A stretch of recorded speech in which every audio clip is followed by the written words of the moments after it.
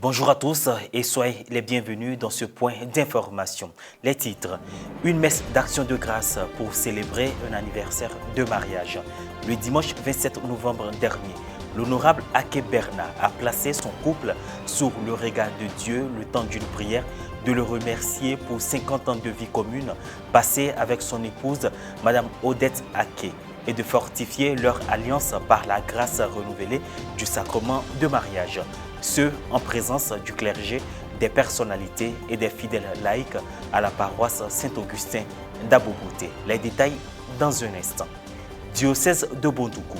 La messe de clôture de la semaine du laïcat a eu lieu le dimanche 27 novembre dernier à la paroisse Notre-Dame du Mont-Carmel. Le Conseil national du laïcat a tenu une rencontre avec les responsables laïcs après l'Eucharistie. Le dimanche 27 novembre dernier, premier dimanche de l'Avent, le couple Ake a célébré ses noces d'or à l'église Saint-Augustin d'Abobouté lors d'une Eucharistie présidée par Monseigneur Pierre-Claver Yesso Nguessan, vicaire général de l'archidiocèse d'Abidjan. Homélie, renouvellement de vœux de mariage, prière de bénédiction et action de grâce sont quelques points forts de cette célébration. Reporter d'images Francis Okwe, commentaire Morel Poti.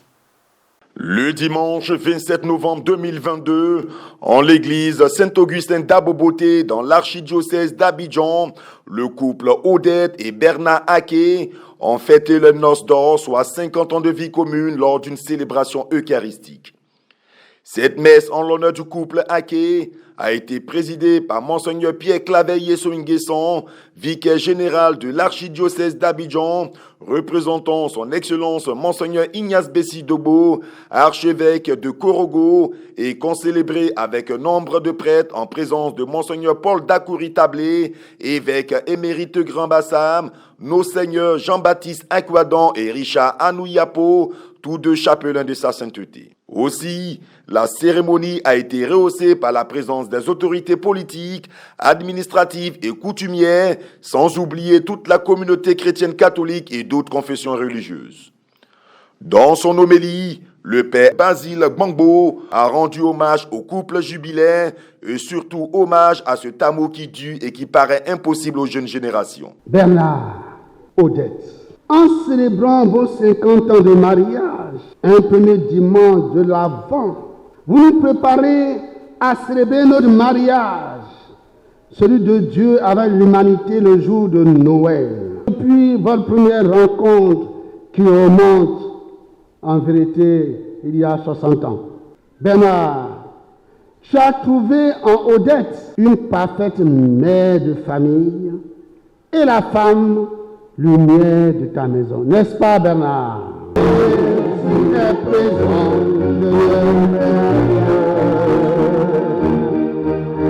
Par cette commémoration de consentement d'amour donné, le père Basile Gbangbo a remercié les époux pour leur fidélité et le témoignage qu'ils transmettent en ce premier dimanche de l'Avent. En communion avec le peuple famille de Dieu et en signe de reconnaissance, avec ces offrandes présentées par les enfants et les petits-enfants, les époux ont remercié Dieu pour ces années, 50 ans de joie, de confiance et d'amour malgré les difficultés et faiblesses.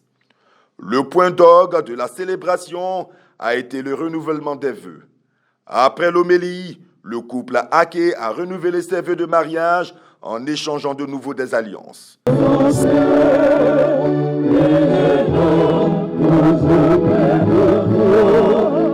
50 ans de fidélité.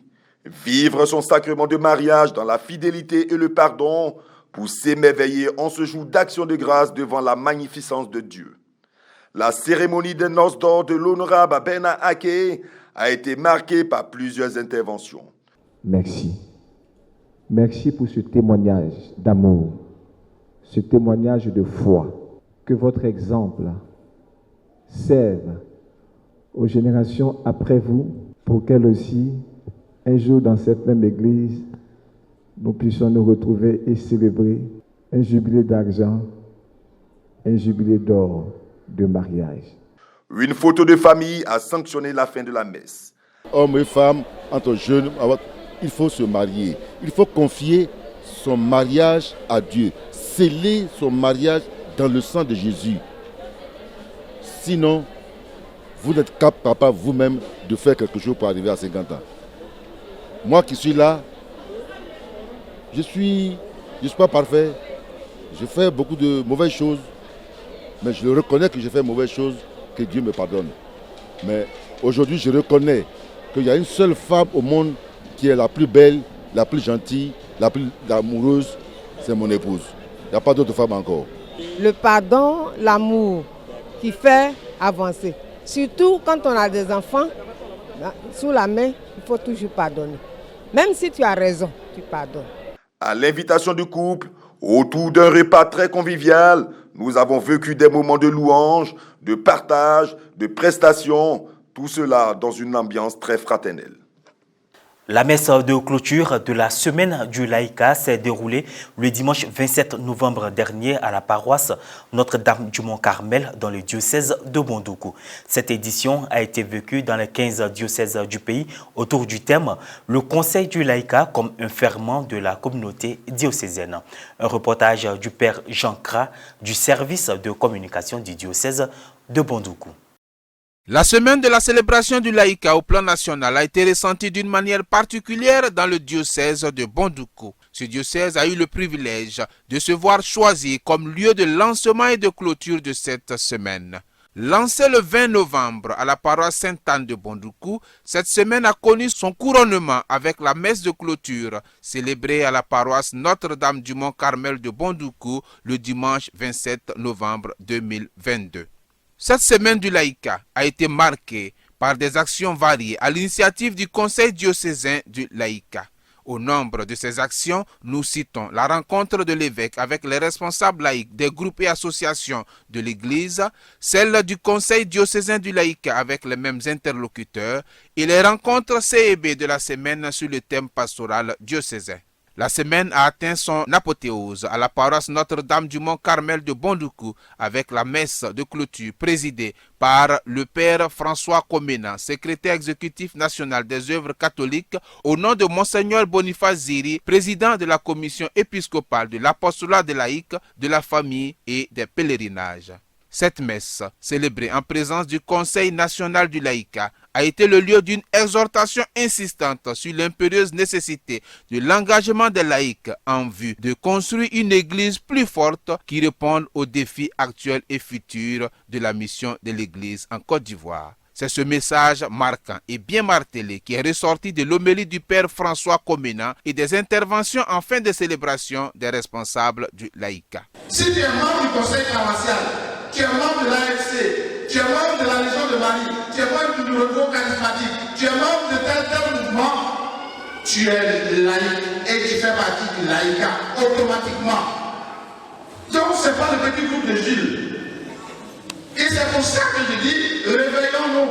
Pour marquer son passage à Bondoukou, le Conseil national du laïcat a tenu une rencontre après la messe avec les responsables laïcs présents à la messe et procédé par la suite à une séance de planting d'arbres. À l'issue de leurs travaux, le père François Komena, au nom du secrétariat exécutif national des œuvres catholiques et du Conseil national du laïcat, a fait une déclaration.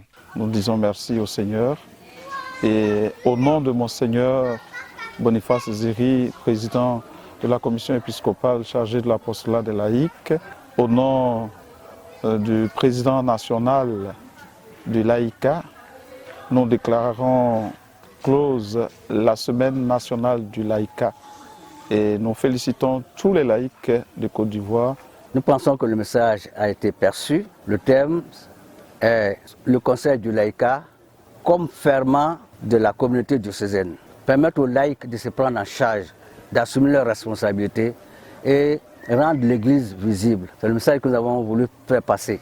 La balle est donc lancée dans le camp des fidèles laïcs qui sont attendus sur les chantiers de l'apostolat en vue de construire une église ivoirienne vivante et rayonnante. Et voilà, ainsi se referme cette édition. Merci à vous de nous avoir suivis. Merci de rester sur Ecclesia TV.